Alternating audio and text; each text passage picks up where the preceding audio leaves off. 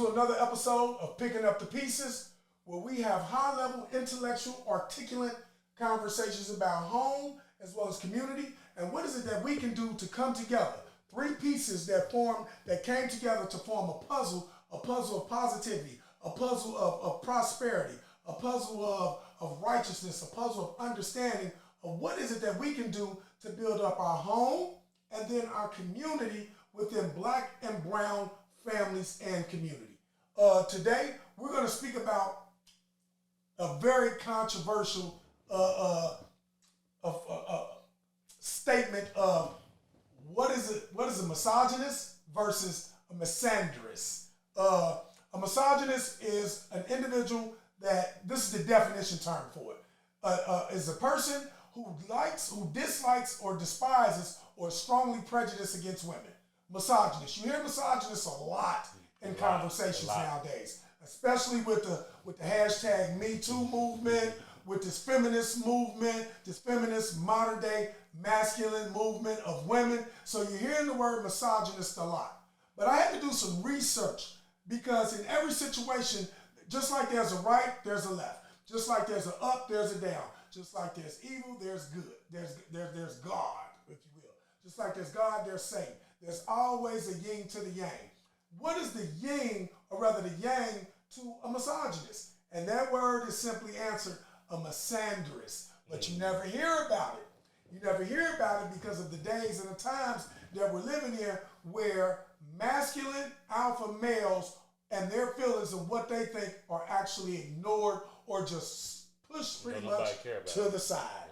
So today, we want to speak about both situations. What a misogynist is a person who dislikes, despises, or is strongly prejudiced against women.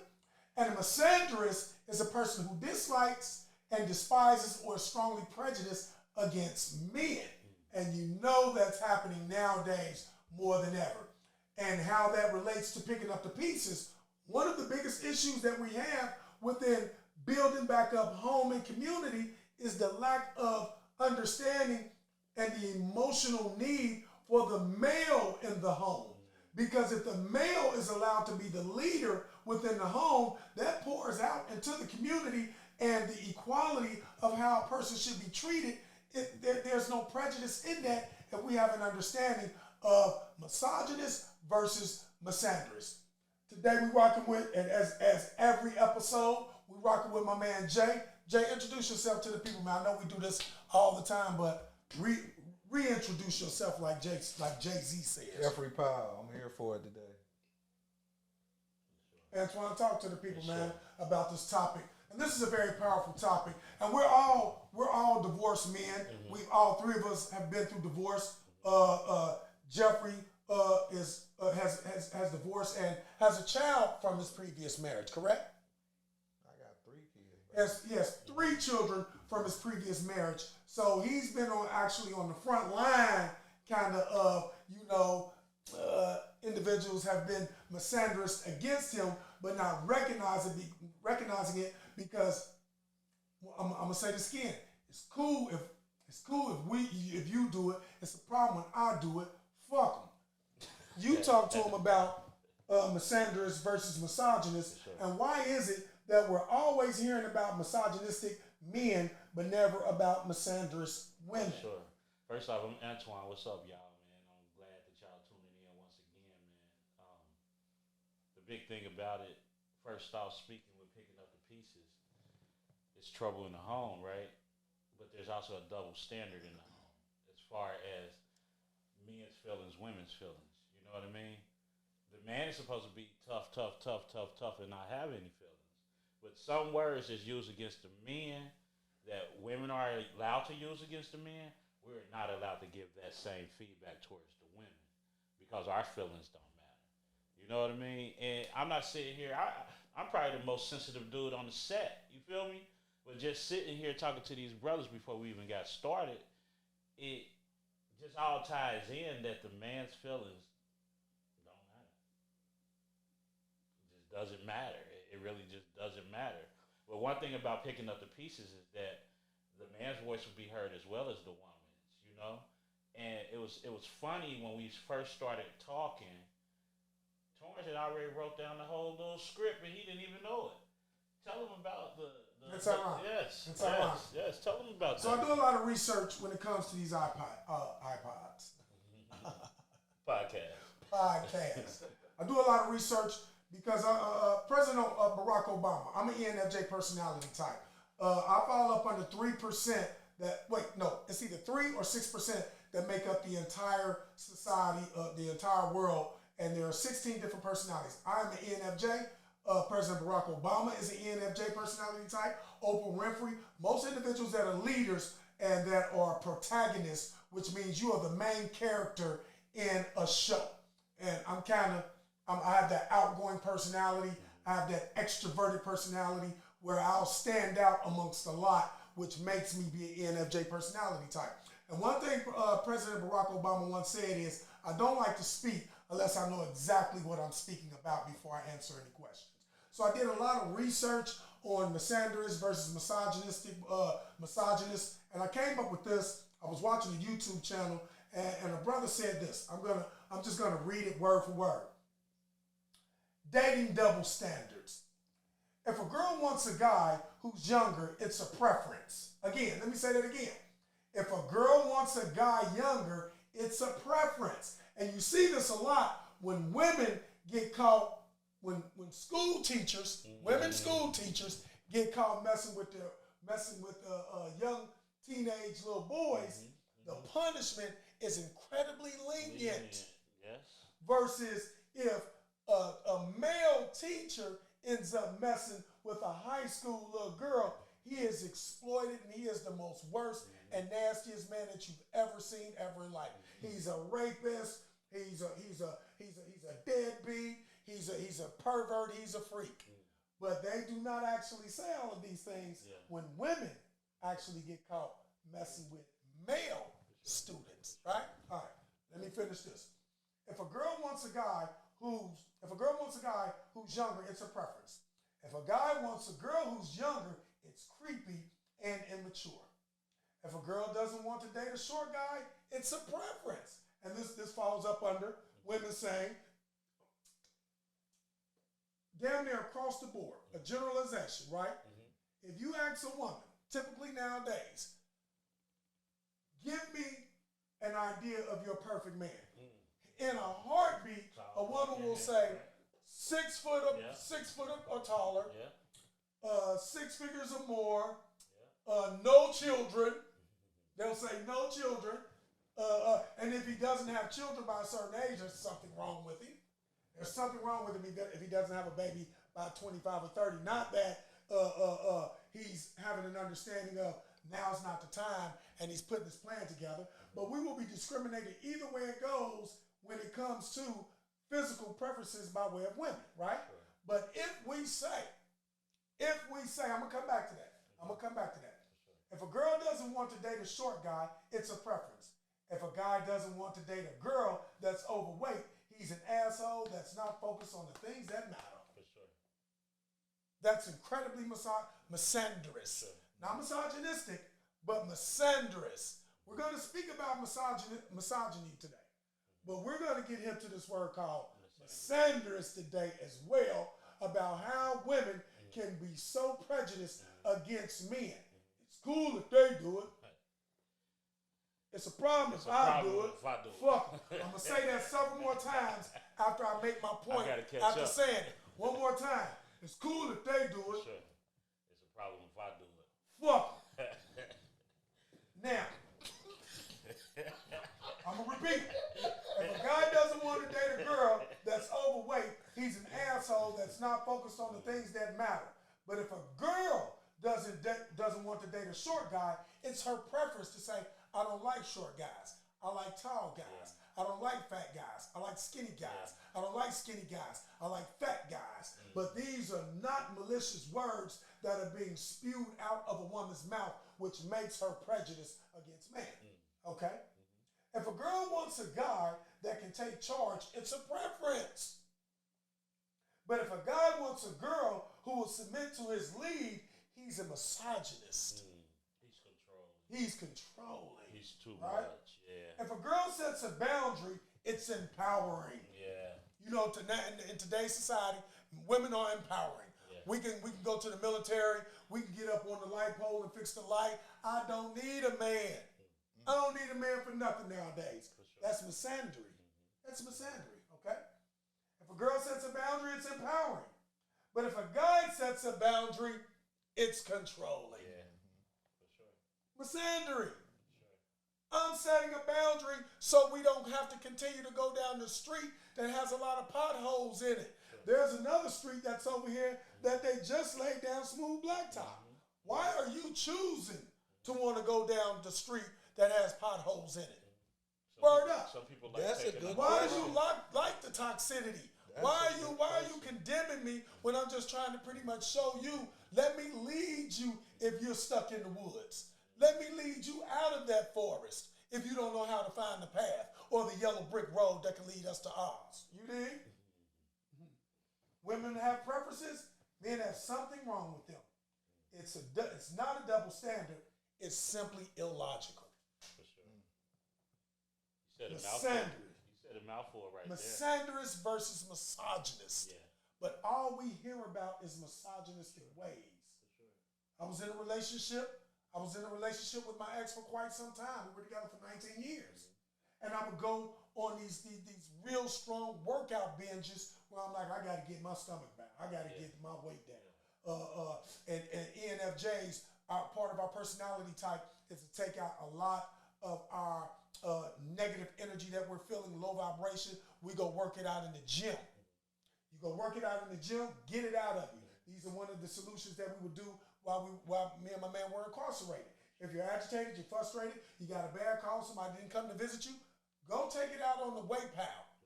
Release all of your energy there. Period. So as an ENFJ personality type, I would work out a lot just to try and bring down the anxiety levels that me and my partner that we were going through. But then once I get in this mode, she would actually say to me, "You skinny, you skinny," and then I would look like, "Damn, why you talking to me like that? You don't think that's actually hurting my feelings? That you're stating that I'm skinny?" Now, what if I say, "Well, baby, okay, I'm skinny, but I'm in the gym. You know, I'm working out. When you gonna come? Cause your ass kind of fat." For sure. Now you're wrong. Now I'm being a misogynist. You're wrong. Now I'm saying, "Hey, don't be talking about my weight." Yeah. Really? Yeah. Word? It's a problem if I do it. Say it again. I gotta catch up with It's you. cool when they do It's it. cool when they do it. It's a Fuck problem them. when I That's what he do it. said. That's what he said. Fuck. But I got something to say real quick. Go ahead. I just found something out. Yeah. Just about 20 minutes ago before we got on. I came in, man, because I'm on this journey of just trying to better my body. So I came in today. I ain't bring no liquor or nothing, man. I came in with my water bottle, right? I just got my teeth fixed. Got them done, right? But y'all told me something, man, that made me pick up the wine glass. You told me about men being able to get their bodies done now, right? So I ain't got to go to the gym then. I can go get my body done just like everybody else. Enhancement. Yes. But if you do that, are you a fuck boy? Or are you pulling some type of feministic role of because you want to go get your body taken care of, just like the women do like too? the women do too. You know what I mean? Yes, sir. If a woman says something to you, if she asks you, "Damn boy, what happened to your stomach?" Sure. Oh, I went and got some work done. I That's got what What kind of soft ass shit is that? What kind of soft ass shit is that? Why is it soft ass shit? Hey. I ain't say nothing about For you sure. going to get your big booty. For sure. I ain't say nothing about you going to get For your sure. lips done. For sure. I ain't say nothing about your enhancements. But if I said something about you going to get your body, they're like, "Hey girl, just chill out. You don't got to have no big booty." I done caught up. It's cool when they do it. It's a problem when I do it. Fuck. What What? you got to say about that? I'm here Cuz? for it. I'm over here. I'm here for it. I'm with you guys and I'm What? going, man. So I was drinking my wine because I also heard we could go to Turkey and get our hair.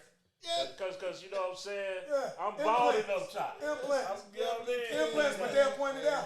Yes. Our sisters will point that out. Yes. If they know that you did it, if you ain't got some type of toupee or whatever the case may be, here it is. She got a whole goddamn fox on her head. A whole goddamn fox on her head. And since we getting into it, you want to say something about my enhancements that I have. For sure. You got a whole motherfucking bird on your eyelashes. But if I say something about it, If I say something about it, I'm practicing misogyny. I'm hating on you. But you just said something about my implants. You just said something about my teeth not right. What? That's called misandrous. Sure. You're being a misandrous. For sure. You're they practicing the supposed to get prejudice. passes. Yeah. We don't. Yeah. No. That's bullshit. It's cool if you do it. Yeah. Damn. Yeah. Problem Let I me do it too. Yeah. Let me enhance myself, my situation as well. I want to feel good about me as well. Yes. The same way that you can do it, I can too. Yes. And that shouldn't question my masculinity. You shouldn't question whether or not I'm a male or a man or talk down to me just because I could afford to go get enhancements done. One more time, you talking about my hair, you got a whole cat on your head. You know what I mean? Exactly. You got 2 basketballs in your ass. And your butt used to look like For this. sure. Like this. For sure. So what's the problem with me? What's the problem with me going to get stomach fat sucked out of my stomach? For sure. Right. You know what I mean? Right. Come on now. Because I was working out today, man. I ain't gonna lie. It felt good, but I ain't like, you know what I'm saying? It did feel good. It did feel good. And it's cool, you know, when we get the cardio in, and it's cool when you feel better when you get the workouts in and stuff like that, right? But at the end of the day, maybe I don't want to do it. You know what's crazy about that, Torrance? They play victim a lot. Yeah. What are some of the what are some of the words that they use when they jump to I've been victimized? 3 powerful words. You said it earlier. One was he's a narcissist. That's that word. That word. He's a gaslighter. Mm. He's controlling. Mm. These are their 3 most powerful words to back up their theories of why I don't like men and why I'm prejudiced against men. No, you're jumping the gun because what you're doing is for real, you're gaslighting me before I can say it to you. You're playing a victim role.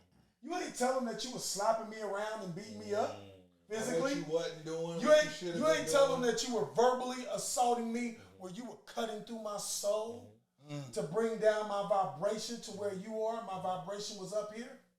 Why are you only telling them one side of what took place where it makes you look like and appear to be the victim? We live in a society today where women are verbally as well as physically abusing men all the way down to betas when they were alphas. Because what you say Dustin Baker said about the women? If verbal abuse was a crime, a lot of women would be locked up right now today. Some will probably be doing life.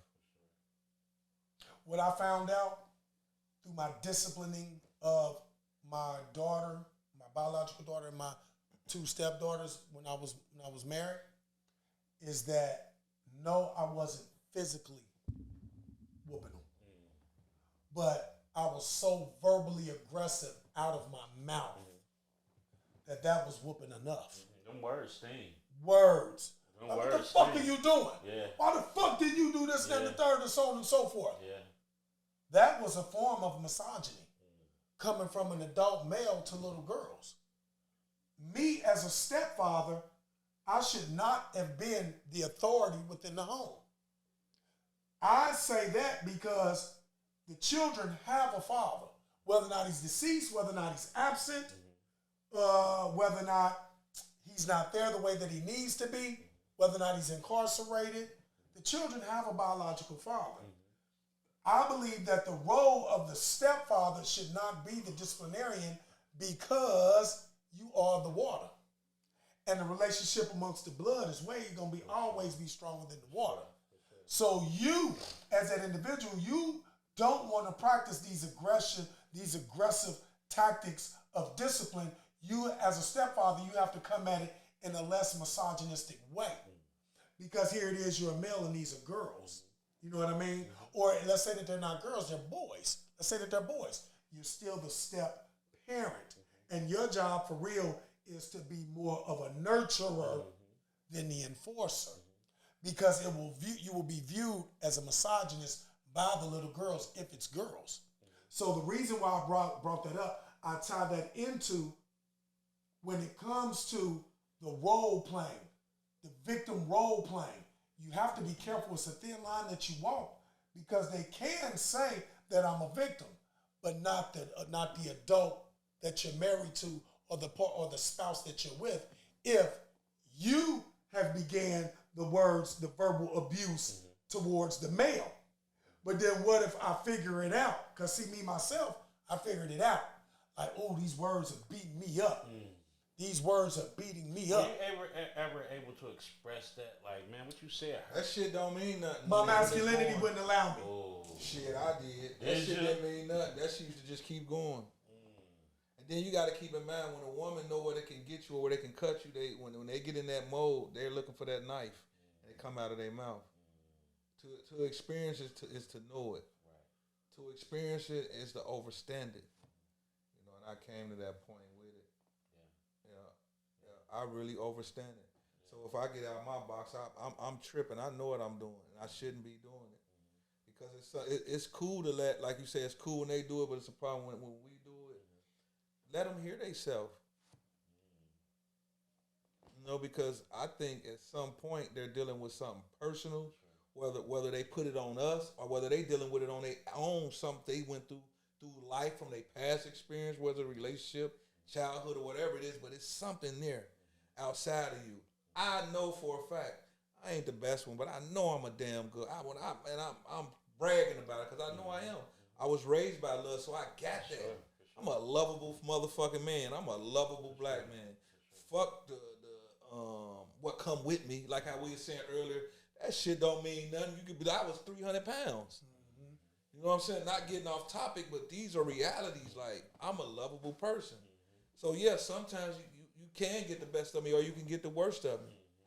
You know, and that with knowing a person, like when you meet, like you say, 19 years, I did 20. I know I did 18 to 20 for sure.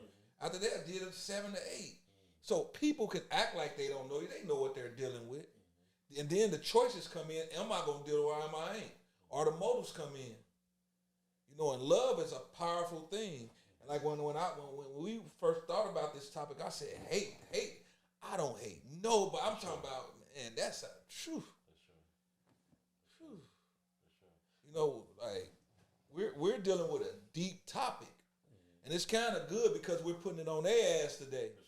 You know what I'm saying? But it's which deep. is rare. It's very rare, but that's true. Said it's cool when they do it. You know, the problem when we do it. But it's such a deep topic where we could tap in with ourselves. You remember before we start, I'm asking you personal questions. You get what I'm saying? And you kind of summed it up for me because when I'm not with mine, I look forward to being with mine. And that could probably bring me my peace. I didn't really look at it like that because I'm living it.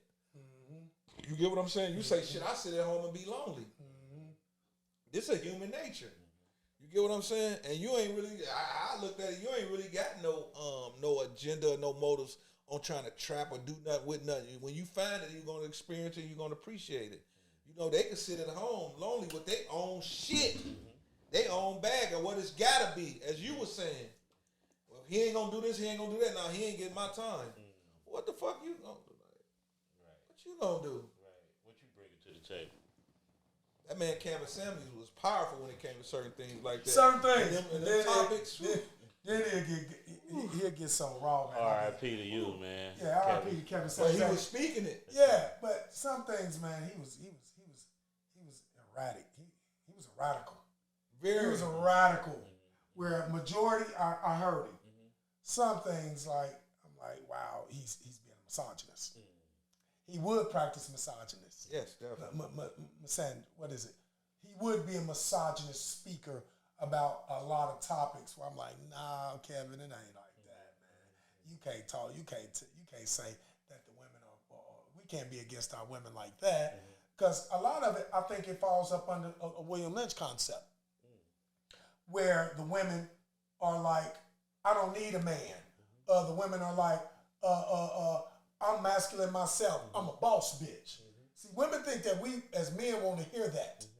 We actually don't want to hear that you're a boss bitch. We don't want to hear that I can take care of everything on my own. I need you to meet me where I am. I don't need that from you because I can date down. All a man needs is money. And we can date down money. Keep yourself in decent shape, you can date down. But it's hard for women to be able to date when they're a boss bitch. Because I don't need your money. I already got that. I need pussy, peace, support, and for you to feed me. The basic necessities. I don't even need to hear, and we're living in a day and time now where women are like, we don't need you. This is why 76%, we're in the high 70 to 80 percentile of women getting divorces, initiating divorces. Amongst that percentile, guess how much of that percent is African American women? Like 49 to 50%, dude. This is the part of picking up the pieces where we're supposed to be taking care of home and community.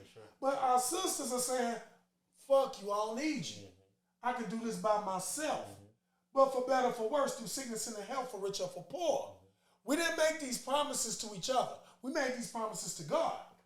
And by way of that promise comes the solidifying of the home and community, because now the child has the mother and the father in the home.